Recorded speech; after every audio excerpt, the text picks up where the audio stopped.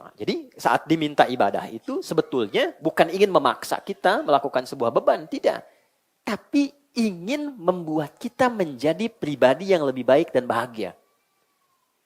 Jadi Allah tuh punya sifat Rahman, kasih yang dalam. Saking kasihnya kita dipaksa bahagia. Aku nggak mau ada hambaku diciptakan baik, jadi tidak baik. Aku tidak ingin ada hambaku kehilangan kebahagiaannya. Maka dipaksa kita menunaikan menu ini. Contoh, kata takwa pertama yang menjadi menu ibadah kita dalam Al-Quran disebutkan sholat.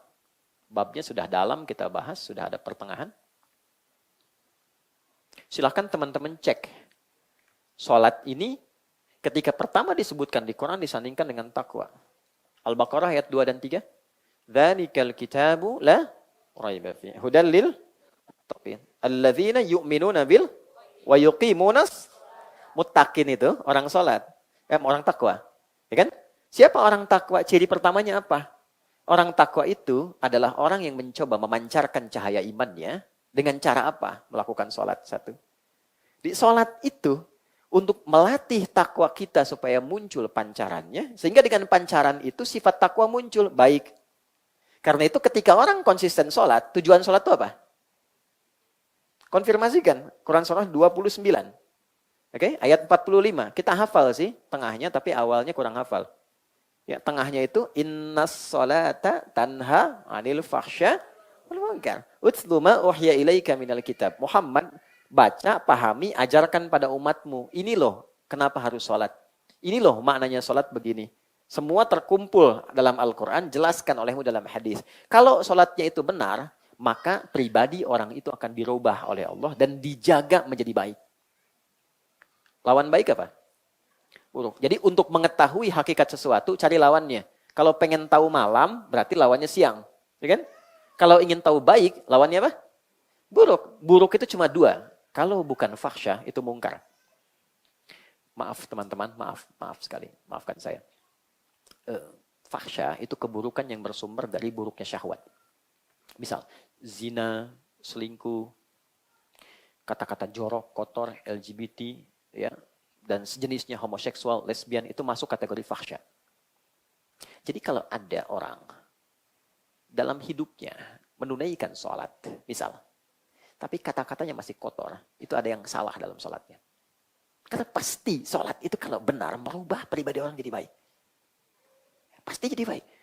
Gampangnya gini lah, kenapa sih Nabi itu diutusnya di lingkungan masyarakat yang ekosistemnya sudah rusak. Saking rusaknya disebut jahiliyah. Jahil itu orangnya, maaf ya, jahlun itu sifatnya. Kalau dikumpulkan jahiliyah sudah buruk, orangnya ikut buruk. Ya. Kalau mabuk di masyarakat jahiliyah itu, yang paling prematur, pemabuk pemula, itu sehari 5 kali. Pemula itu. Ya. Zina hatam dengan segala jenisnya. Tapi ketika risalah Islam datang dan sholat, berubah semua. Jadi orang baik. Oke, mungkar, keburukan yang diingkari oleh hati. Sumbernya nafsu perut dan akal. Mencuri, merampok, membunuh, dan semua jenisnya. Berbohong itu mungkar. Jadi artinya orang sholat itu pasti baik. Makanya kita belajar dari awal sampai akhir kan dengan maknanya. Nah, dua apa? Ternyata ketika orang tanya, ya Allah baru zuhur kok sudah asar lagi. Sering kadang begitu ya. Ya Allah, masih enak tidur kok udah dipanggil lagi gitu kan.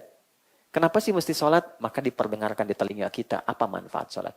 Telinga, bahasa Arabnya udhun. Jamaknya, bentuk pluralnya azan. Oke?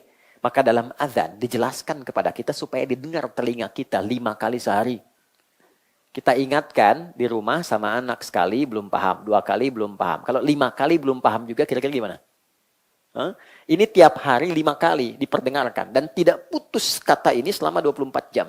Itu yang menjadikan rahasia panggilan ini ada jeda tuh di setiap kota. Oke, Bintaro misalnya di sektor sini, itu ketika digeser sedikit ke Ciputat beda 1 menit.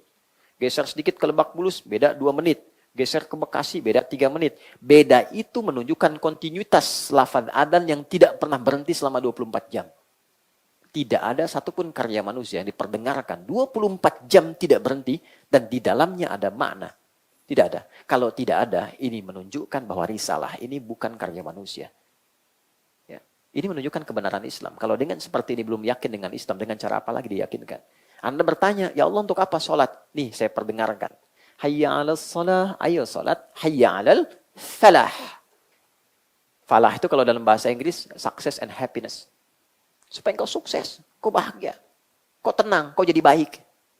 Nah, itulah pancaran takwa. Jadi kalau ada menu ibadah, dipaksa kita untuk melakukan, bukan ingin memberi beban, tapi ingin memberikan manfaat di balik ibadah itu yang memang dibutuhkan masalah.